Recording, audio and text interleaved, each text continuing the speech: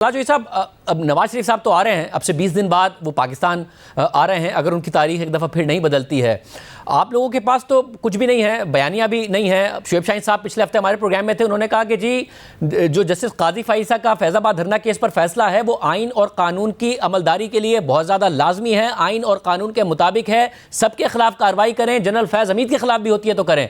PTI ये position ले रही है, जो रिव्यू में गई थी रिव्यू वापस लेके आप लोग खामोश हो गए हैं, एक स्टेटमेंट देके नवाज शरीफ साहब, और अब सब ऐसा लग रहा है कि उससे बैक ट्रैक कर रहे हैं। आप लोगों के पास तो कुछ भी नहीं है, वो वापस आ रहे हैं। तो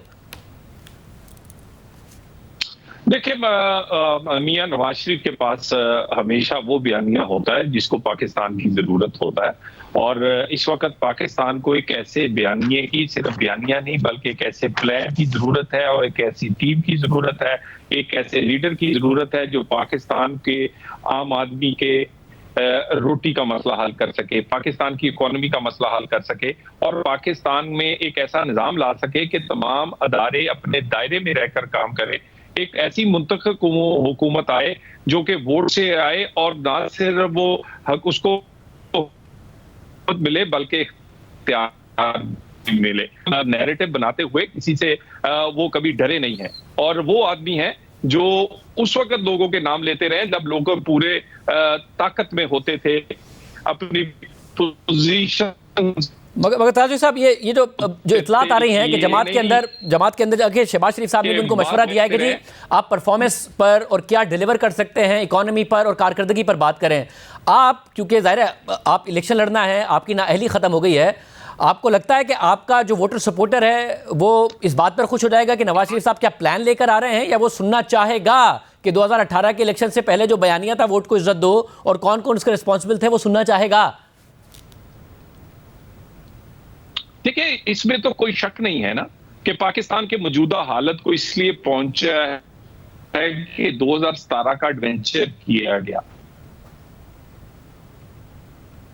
एडवेंचर किया जाता तो 2 रुपए की रोटी थी, 100 रुपए का डॉलर था, और पाकिस्तान का भट्टा होने चाहिए। मगर इस वक्त जरूरत है एक ऐसे बयानिए की कि जिससे लोगों को ये उम्मीद मिले कि उनका चूल्हा चल सकेगा, पाकिस्तान की इकोनॉमी चल सकेगी, पाकिस्तान आगे चल सकेगा। वाज़ेह नजर आ रहा है कि आगे बढ़ने की बात कर रहे हैं। वो जो इसहाक डार साहब ने भी कहा कि खुदा पर मामला छोड़ दिया है।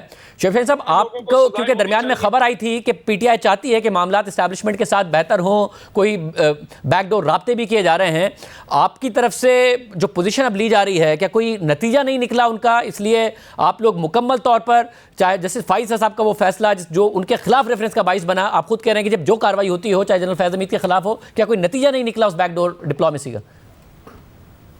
देखिए, पहली बात तो यह है कि बैकडोर चैनल कोई भी नहीं है हमारा, ना ही हमने उसको इस्तेमाल किया है, ना ही हमारा मकसद है। हाँ, हम ये मुतालबा जरूर करते हैं तमाम जमहूरी ताकतों से भी और तमाम स्टेक होल्डर से कि आप फ्री एंड फेयर इलेक्शन कराएं, इस मुल्क में सियासी अदम इस्तेहकाम ख़त्म करें और इलेक्शन को मुतनाज़ा ना करें, क्योंकि अगर इलेक्शन मुतनाज़ा हो गया तो आपके मसाइल डबल ट्रिपल हो जाएंगे। और जो तलाल साहब कह रहे हैं कि 16 महीने की कारकर्दगी या लोगों को उनके महंगाई और बेरोजगारी से निकालना, ये तो आए थे महंगाई मुकाव मार्च लेकर के। आज इनके अपने आदाद शुमार के मुताबिक 6.1% जीडीपी को ये 0.3% पे ले आए।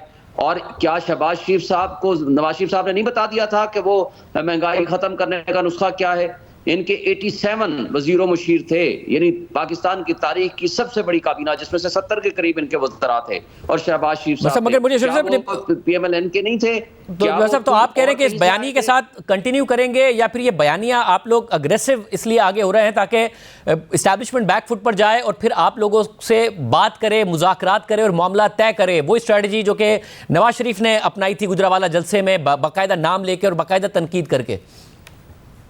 नहीं, हमारा कोई बयानिया हमारा ये है ही नहीं। हम तो पब्लिक कौम देख रही है, हमें बयानिया की क्या जरूरत है? कौम नहीं देख रही कि हमारे लीडर आज गिरफ्तार नहीं, आज मुझे बताएं उठाए गए हैं, किसने उठाए हैं, वो कहाँ हैं?